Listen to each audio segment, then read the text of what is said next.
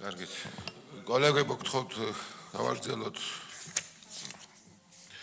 საკითხების განხილვა. ჩვენ გვაქვს კიდევ 8 საკითხი განსახილველი და დავიწყოთ მეორე საკითხი, ეს გახლავთ საქართველოს მთავრობის მიერ საკანონმდებლო ინიციატივის წესით წარმოდგენილი საქართველოს კანონპროექტი საქართველოს საჰაერო კოდექსში ცვლილების შეტანის შესახებ და გამომდინარე კანონპროექტი განიხილება მესამე მოსმენით მოხსენებელი საქართველოს ეკონომიკისა და მდგრადი განვითარების მინისტრის მოადგილე ქალბატონი თამარ იოსელიანი.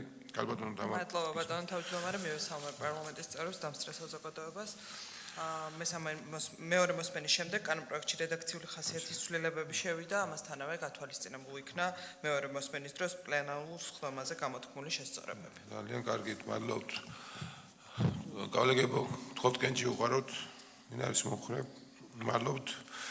შემდეგ საკითხი გახლავთ საქართველოს მთავრობის მიერ საკანონმდებლო ინიციატივის წესით წარმოდგენილი საკონტროლოს კანონპროექტი საქართველოს საზღვაო კოდექსში ცვლილების შეტანის შესახებ. აქაც კანონპროექტი მესამე მოსმენით არის წარმოდგენილი. ქალბატონ თამარ გისმენთ. მოგახსენებთ ბატონო თავმჯდომარე, მეორე მოსმენის შემდეგ კანონპროექტში რედაქციული ხასიათის ცვლილებები შევიდა.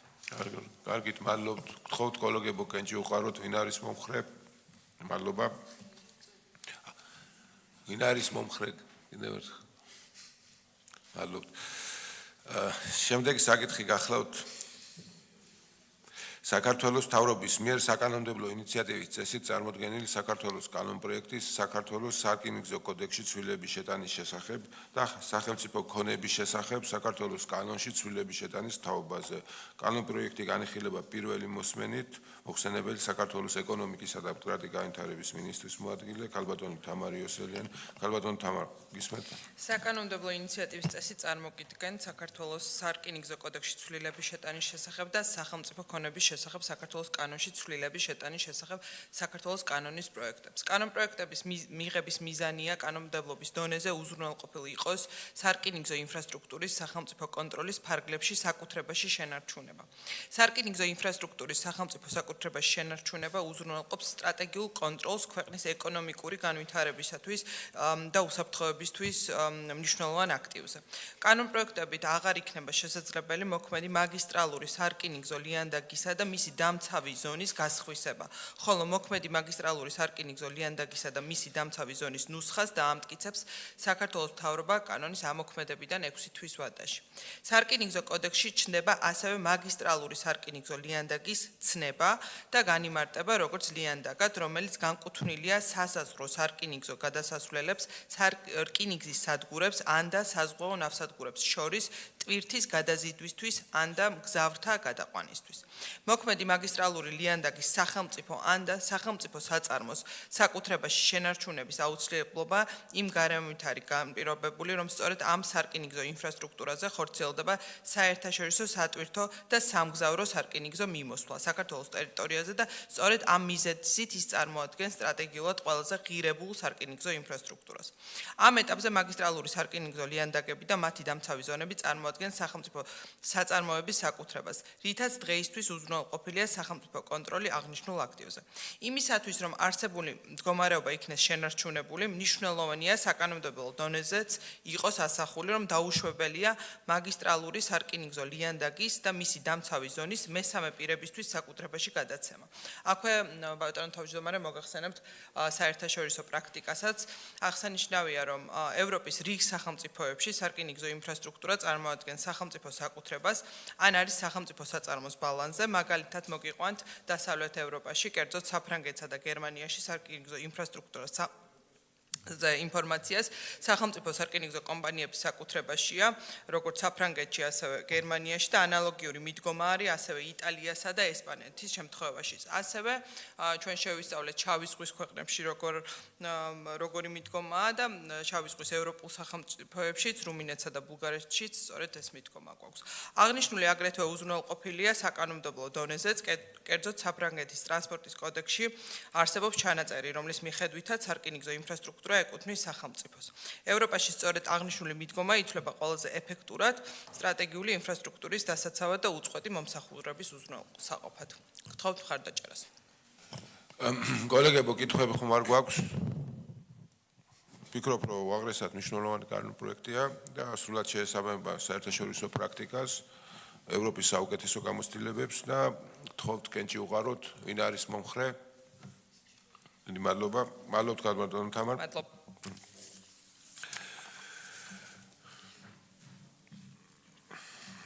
გადავიდეთ მეხუთე საკითხზე, რაც გახლავთ საქართველოს მთავრობის მიერ საკანონმდებლო ინიციატივის წესით წარმოდგენილი საქართველოს კანონების პროექტი სახელმწიფო შესყიდვების შესახებ საქართველოს კანონში ცვლილების შეტანის თაობაზე და საჯარო შესყიდვების შესახებ საქართველოს კანონში ცვლილების შეტანის თაობაზე. კანონპროექტი განიხილება მესამე მოსმენით მოხსენებელი საქართველოს მთავრობის საპარლამენტო მდივანი ბატონი ვახტანგ ბაჩიაშვილი. ბატონო ვახტანგ, გთხოვთ. მოგესალმებით, წარმოგიდგენთ სახელმწიფო შესყიდვების შესახებ საქართველოს კანონში ცვლილების შეტანის თაობაზე კანონპროექტს, ასევე თავმდე საჯარო შესყიდვების შესახებ საქართველოს კანონში ცვლილების შეტანის თაობაზე კანონპროექტს.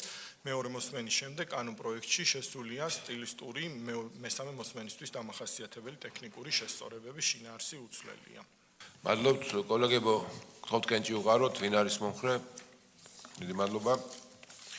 შემდეგი საკითხი გახლავთ საქართველოს მთავრობის საკანონმდებლო ინიციატივის წესით წარმოდგენილი საქართველოს კანონპროექტი დიზაინის შესახებ საქართველოს კანონში ცვლილების შეტანის თაობაზე. აღნიშნული კანონპროექტით მესამე მოსმენით არის ბატონო ვახტანგ ისმენთ აქაც მოგვახსენეთ. დიზაინის კანონპროექტშიც, როგორც მოგეხსენებათ, ეს ითვალისწინებს დიზაინის სამართლის შესახებ რიადის ხელშეკრულებიდან გამომდინარე ცალკეული ცვლილებების იმპლემენტაციას ეროვნულ კანონმდებლობაში, მასში ასევე მესამე მოსმენისთვის დამახასიათებელი რედაქციული შესწორებებია შეტანილი, შინაარსი აბსოლუტურად უცვლელია.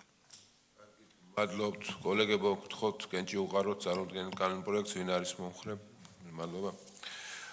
შემდეგი გახლავთ მეშვიდე საკითხი, ეს არის საქართველოს პარლამენტის წევრების მიერ საკანონმდებლო ინიციატივის წესით წარმოდგენილი საქართველოს კანონპროექტი მაუწყებლობის შესახებ საქართველოს კანონში ცვლილების შეტანის თაობაზე და გამომდინარე კანონპროექტები. აღნიშნული კანონპროექტით მესამე მოსმენით არის მოხსენებელი საქართველოს პარლამენტის წევრი ბატონი არჩილ გორდულაძე. ბატონო არჩილ, გთხოვთ მოგვახსენოთ.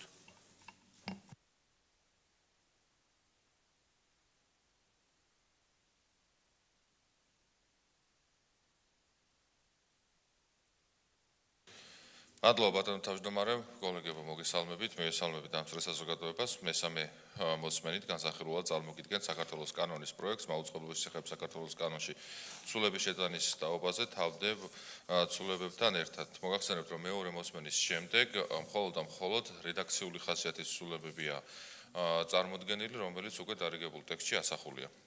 სად ვარ მესამე მოსმენის წესით განხილვისთვის. მადლობთ ბატონო არჩილ, კოლეგებო რამე კითხვები ხომ არ გვაქვს? რედაქციული ხასიათის. გთხოვთ კენჭი უყაროთ, ვინ არის მომხრე. მადლობა. მადლობთ ბატონო არჩილ. გადავიდეთ მერვე საკითხზე, აღნიშნულ საკითხს მესამე მოსმენით არის კანონპროექტი წარმოდგენილი, მე გახლავთ მოხსენებელი და წავიკითხავთ და გიპასუხებთ. საქართველოს პარლამენტის წევრების მიერ საკანონმდებლო ინიციატივის წესით წარმოდგენილი საქართველოს კანონპროექტი მაუწყებლობის შესახებ საქართველოს კანონში ცვლილების შეტანის თაობაზე. აღნიშნული კანონპროექტი არის განიხილება მესამე მოსმენით და განხორციელდა მხოლოდ რედაქციული ხასიათის ცვლილებები, რაც ასახულია კანონპროექტის ტექსტში. კოლეგებო, კითხვები ხომ არ გვაქვთ? გთხოვთ კენჭი უყაროთ აღნიშნულ კანონპროექტს, ვინ არის მომხრე. დიდი მადლობა და გადავიდეთ მე-9 საკითხზე, რომელიც გახლავთ შრომის ინსპექციის სამსახურის მიერ წარმოდგენილი შრომის ინსპექციის სამსახურის მთავარი შრომის ინსპექტორის 2025 წლის ანგარიში. მოხსენებელი შრომის ინსპექციის სამსახურის უფროსი ბატონი ბექა ფერაძე. ბატონო ბექა გისმენთ, გთხოვთ მოგახსენოთ. მოგესალმებით, ბატონო თავმჯდომარე, ეროვნულ პარლამენტის წევრებო, დაფრის საზოგადოება, წარმოგიდგენთ 2025 წლის შრომის ინსპექციის საქმიანობის შესახებ ანგარიშს.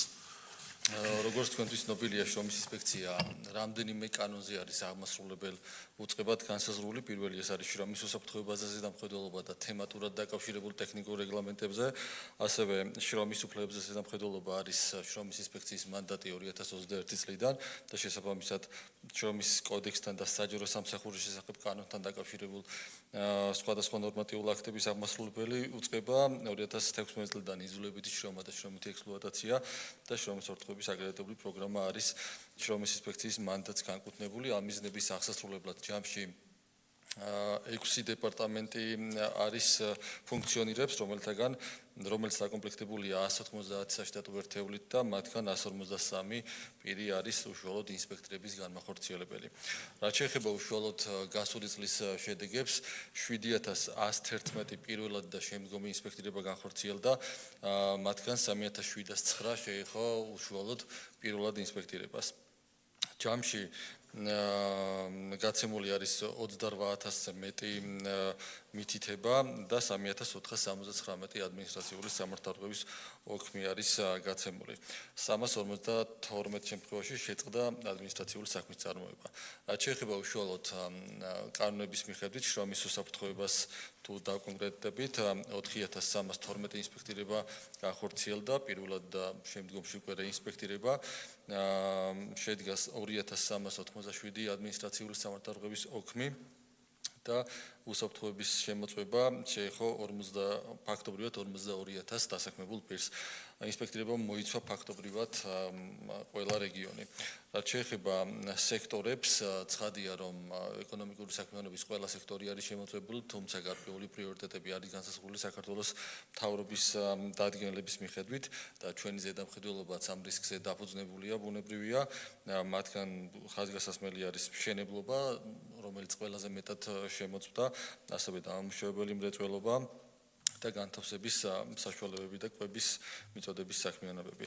რაც შეეხება გავლენილ დარღვევებს, შემოწმებული კომპანიების 8%-ში არ იყო ჩატარებული სრულფასოვნად სწავლება და ინსტრუქტაჟი, დასაქმებულები 7%-ში არ იყვნენ აღჭურვილი ინდივიდუალური დაცვის საშუალებებით, ობიექტზე არ იყო შესაბამისად საფრთხეები და რისკები შეფასებული 6%-ში, ობიექტზე არ იყო განთავსებული პირველადი სამედიცინო დახმარების და სახანძრო უსაფრთხოების შესაბამისი ზომები, ობიექტზე ასევე არ იყო ფიზიკური, ბიოლოგიური და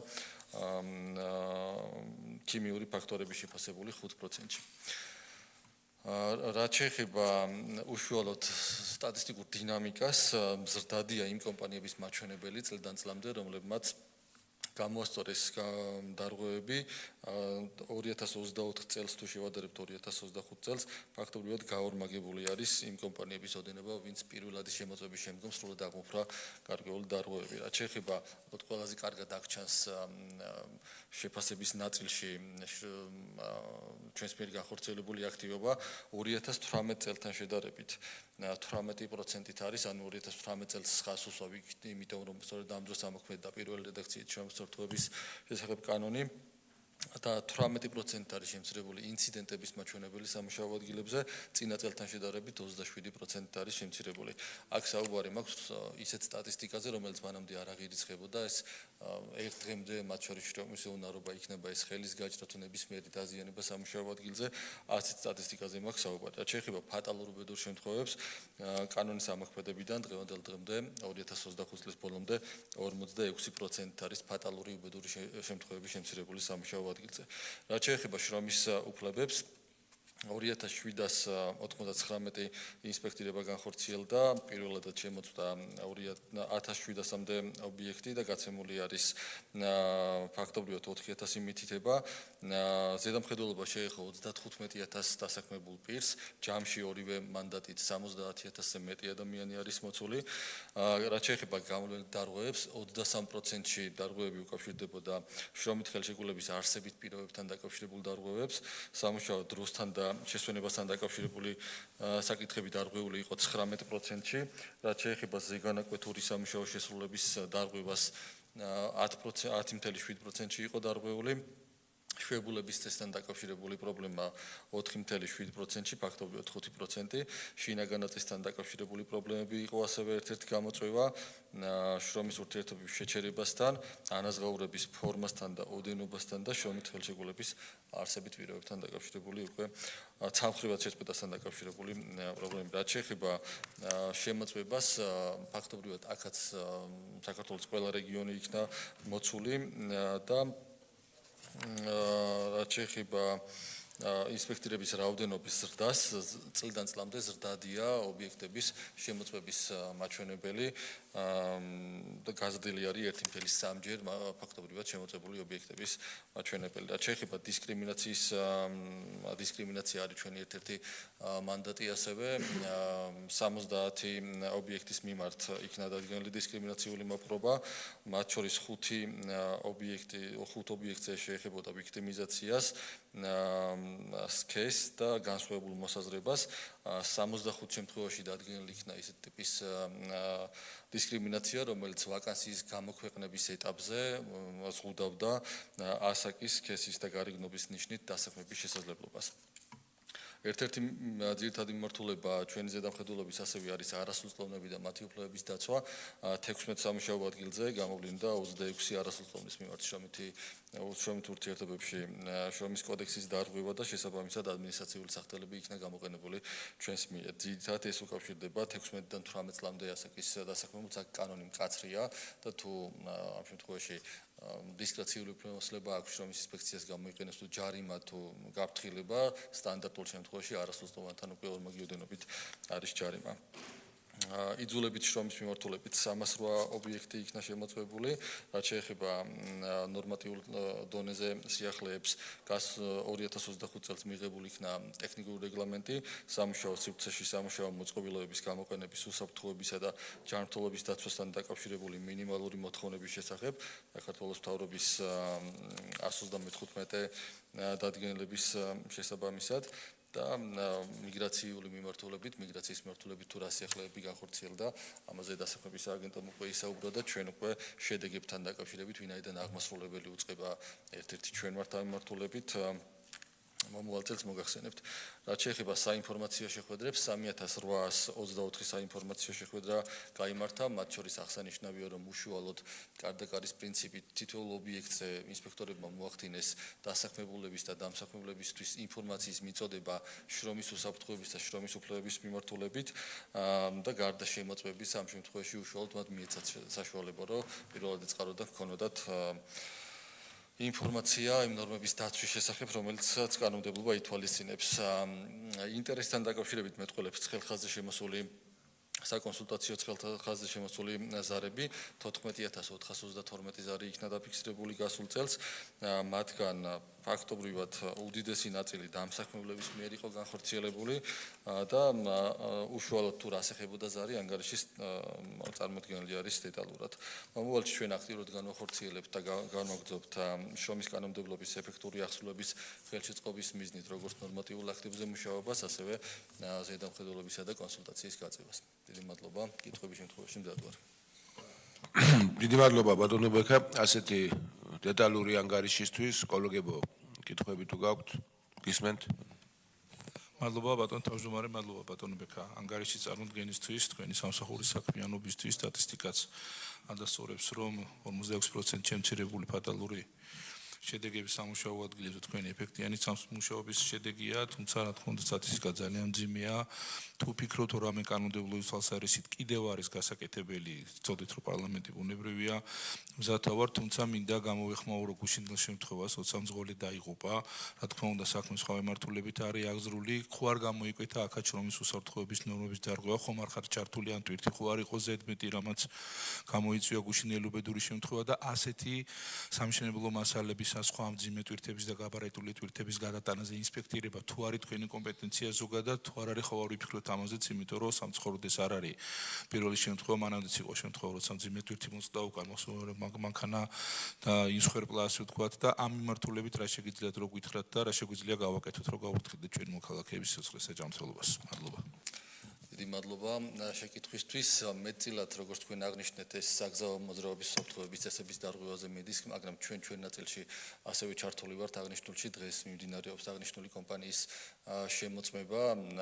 მას არ აქვს ოფისი, როგორც აღინიშნა და ესე დისტანციურად ხდებოდა მართვა მათი მხრიდან გარკვეული საკითხების, თუმცა ჩვენ ნაწილში ეს ვიქნებით ჩართული ევროკავშირის მასშტაბითაც და ზოგადად კარგი პრაქტიკის გათვალისწინებით უშუალოდ სამუშაო ადგილზე უნდა ხდებოდეს საფრთხეების შეფასება, რისკების შეფასება, ცხადია იმაზე მეტი არ უნდა იყოს ტვირთი, რისის შესაძლებლობაც კონკრეტულ მანქანას შეიძლება ჰქონდეს, მაგრამ ჯერ წინასწარ ძნელია საუბარი, ვინაიდან გამოძიება შინაგან საქმეთა სამინისტროს მიერ მიმდინარეობს და ჩვენ ნაწილში აქტიურად ვიქნებით ჩართული, თუ რამე იქნება გამოვლენილი, ცხადია რომ რეაგირება იქნება ადეკვატური. ნორმატიულ აქტებზე ზოგადად ცხადია რომ როგორც უკვე აღნიშნე, მიმდინარეობს და გაგრძელდება მუშაობა და ფაქტობრივად ეკონომიკური საქმიანობის ყველა სექტორი ახლოს პერიოდში იქნება დადგენილი და რეგლამენტირებული უსაფრთხოების სტანდარტებით, რომელიც აბსოლუტურად განსაზღვრავს უკვე უსაფრთხოების სტანდარტებს ყველა სექტორში.